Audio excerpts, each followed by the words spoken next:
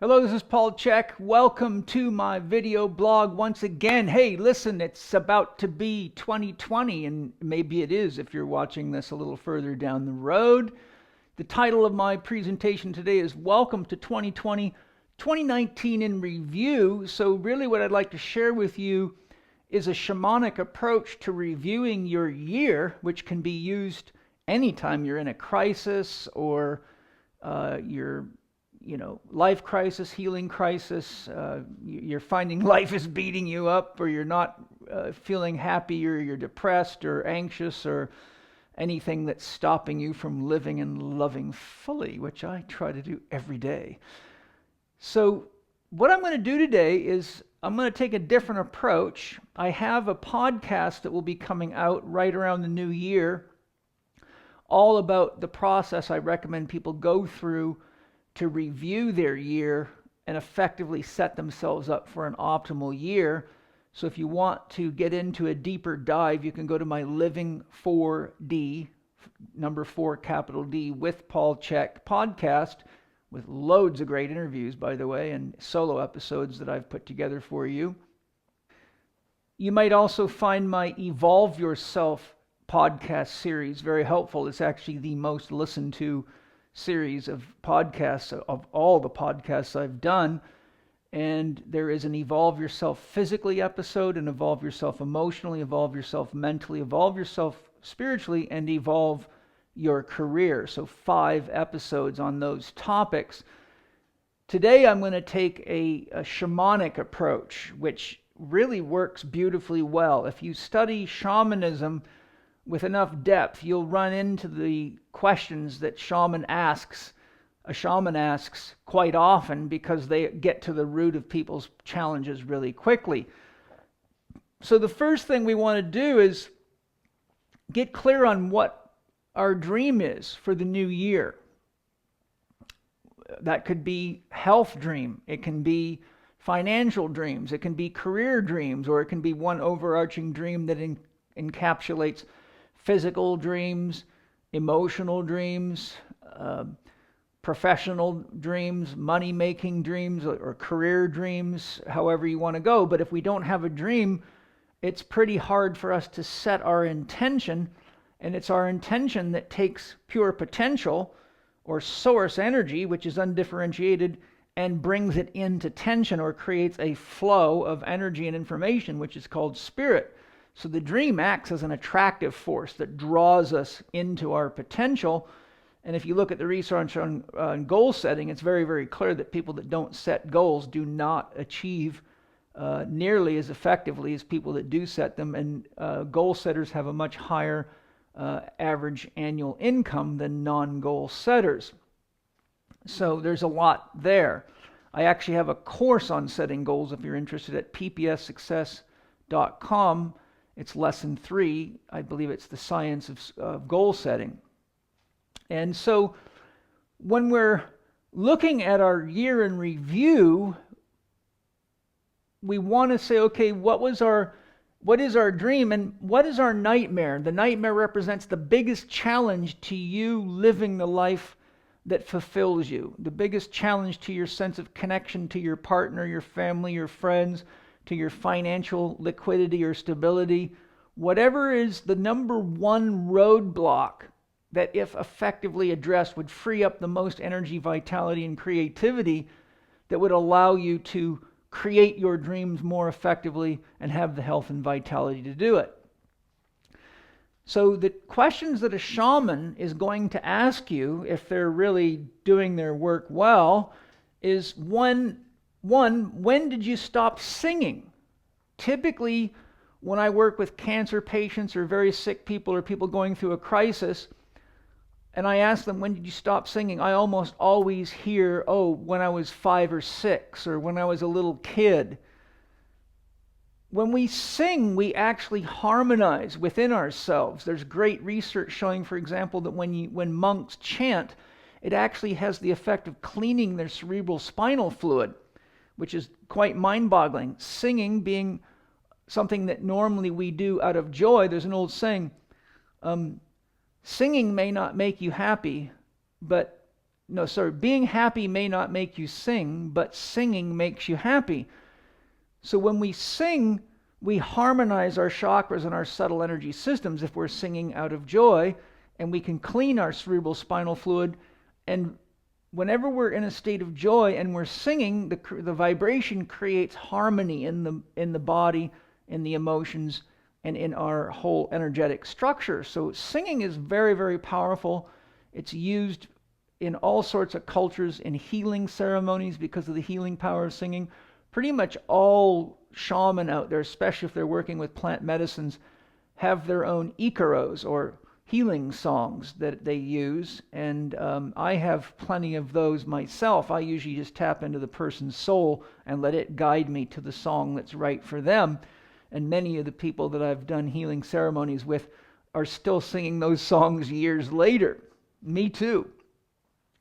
So look back, when did I stop singing, and what was it that led me to stop singing? Almost always what I find is the most common reason people stop singing is someone else judged their singing, made them feel embarrassed or ashamed, and so the little broken child stays broken.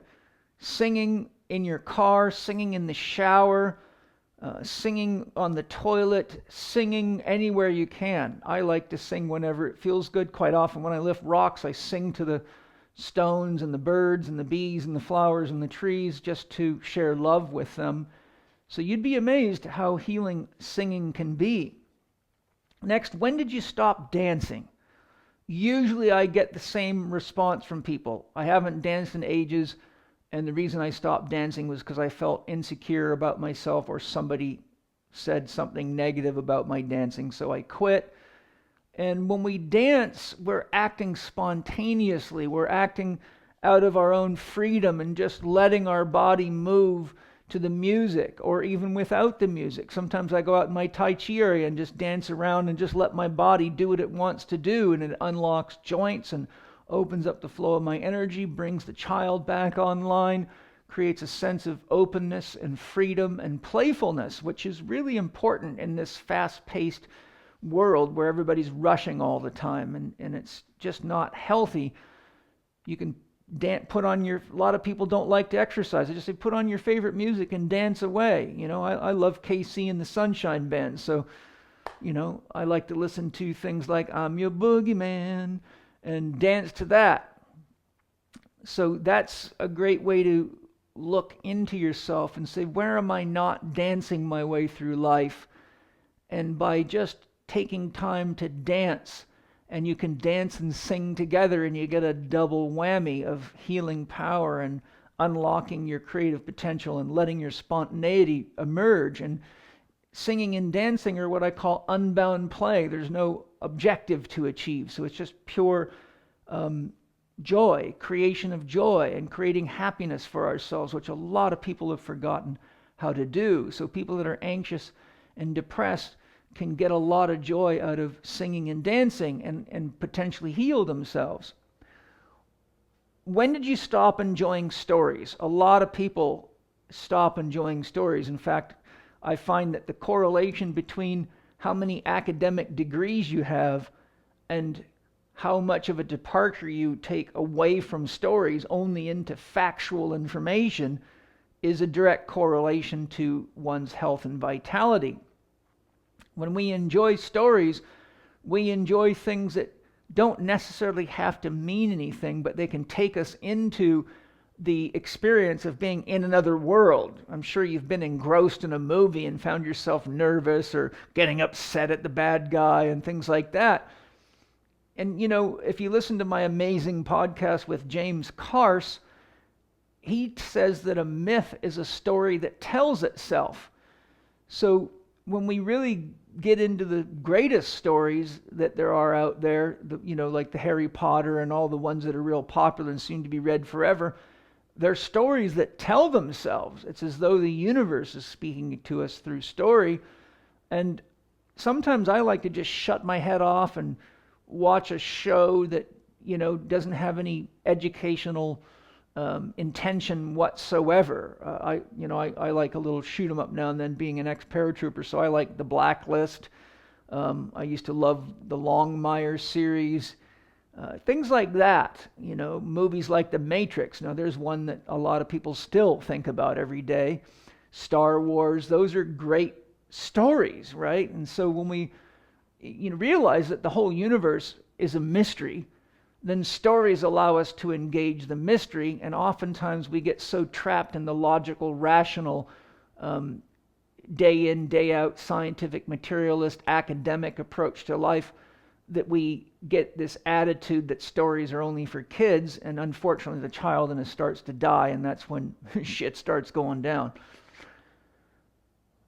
When did you stop enjoying being alone with yourself? That is a very, very big one. That is one I find at the root of a lot of health problems and diseases. Many people say, oh, I don't have time for this, I don't have time to meditate. Well, when you say things like, I don't have time for it, it really means you don't have time to be with yourself, and then you're externalizing yourself. And often that is a product of identifying ourselves as what we do, not who we really are. We are human beings. We are not human doings. So if we don't balance the doing with being and being with ourselves, excuse me, then we never really get contact with our own soul, the consciousness within ourselves. And we can find ourselves going into a crisis, for example, if we get sick or we get injured, and we can no longer maintain the persona of the teacher, the business person, the therapist, the coach, the whatever you might be, athlete. And I've been through this myself. I had a very bad neck injury that caused me to lose 24 pounds of muscle in about 6 weeks, compressed my spinal cord, shut the whole left side of my body off, and I got so weak I couldn't even carry a briefcase, and I went through a real identity crisis. But I got to spend a lot of time really being with myself, and fortunately, because of my deep relationship with myself, I had the inspiration and the inner guidance and the confidence that I could rehabilitate myself, and that I did. So being alone with yourself is important and magical. Otherwise, you never get to know yourself. And if you don't get to know yourself, how are you going to know what's happy making for you? If you don't get to know yourself, how are you going to learn to love yourself? And if you don't learn to love yourself, you will find yourself in lots of relationship challenges because you're expecting other people to make you happy, other people to make you feel good, and other people to sexually pleasure you instead of taking responsibility for yourself and then going into relationship because you want to share the relationship, not because you're needy. And finally, when did you stop being in awe of the magic and the mystery of life? What I find with people in typical religious circles is that they think that the Bible tells them exactly what's going on, or that they know what God wants because they read it in some book. Or we get scientific materialists or atheists that have no belief in the mystery at all. They think they can explain it all out of a chemical soup, which is really dangerous. And, as Jung said regarding atheists, something must be real before it can be rejected. So what happens is today, as we get too intellectually proud of ourselves, we start creating the belief that we know what's really going on here. Well, I would remind all of you who are steeped in Newtonian mechanics and think that you can explain everything through physics, that physics begins with a Big Bang, and nobody in physics knows what caused the Big Bang. So paradoxically, the whole foundation of science is actually the same as religion, a mystery, a complete mystery. But they pretend to not think that's important and to ignore it. When we really look at the stars and look at the fact that we have 100 trillion cells, each made of 100 trillion atoms, and that our body is processing something like 30 billion biochemical reactions a second, and all the life forms and all the magic and all the mystery. The first time I had a full-blown enlightenment experience where I became one with the universe was watching my son Paul Jr. come out of his mother's womb when he was being born. And just the mystery of that. I've got 3 kids now, and each one of them has just reminded me, and does remind me every day, I look at my children and I'm just blown away at the beauty of them and the majesty and the mystery of how my wife could create an entire human being inside of her body, which requires the participation of the entire universe. And even as much as we know about the human body and emotions and the mind and psychology today, anybody that really knows what they're doing would be right up front about admitting that there's far more that we don't know than we do know. It's not even comparable. In fact, anybody that's wise knows the more you learn, the more you realize you don't know and the bigger your questions get. And so just celebrating the mystery of breath, of the joy of eating, for example, you eat and you have no idea, most people have no idea how that food becomes digested, metabolized, assimilated, eliminated, and produces life within you. Well, there's a mystery in itself. And even the top experts in those fields would also admit there's more that they don't know than they do know. We still don't really understand the internal dynamics of a single cell. Even though we've come a long way, there's a long ways to go. There are mysteries everywhere. There's mysteries all around us. So when you're having a nice poop, enjoy the mystery and the great feeling of it. There's an old saying, the most overrated thing is sex and the most underrated thing is a good dump. And I think if you have yourself a nice good dump, it's free anal sex. It gives you quite a little buzz and it's lovely. It's a beautiful mystery. And God doesn't have any problems for those of you with religious orientations with that kind of anal experience. So you can enjoy that one. So in review then, when did I stop singing? When did I stop dancing? When did I stop enjoying stories? When did I stop enjoying being alone with myself? When did I stop being in awe of the magic and the mystery of life? When you identify when that happened, you will find where you got broken or distracted, and that's called soul loss in Native American Indian healing philosophy. If you go back, find that person inside of yourself, love them, nurture them, let them know it'll be okay. Close your eyes, connect to that part of yourself, and say, what is it that you would like? How can we have fun together? Would you like to sing? Would you like to dance? Would you like to share stories? Would you like to exercise together, paint together, play together, make things out of clay, run in the mountains? Once you start doing that, you'll find that your creative energy starts to flow. Your emotional energy becomes unblocked.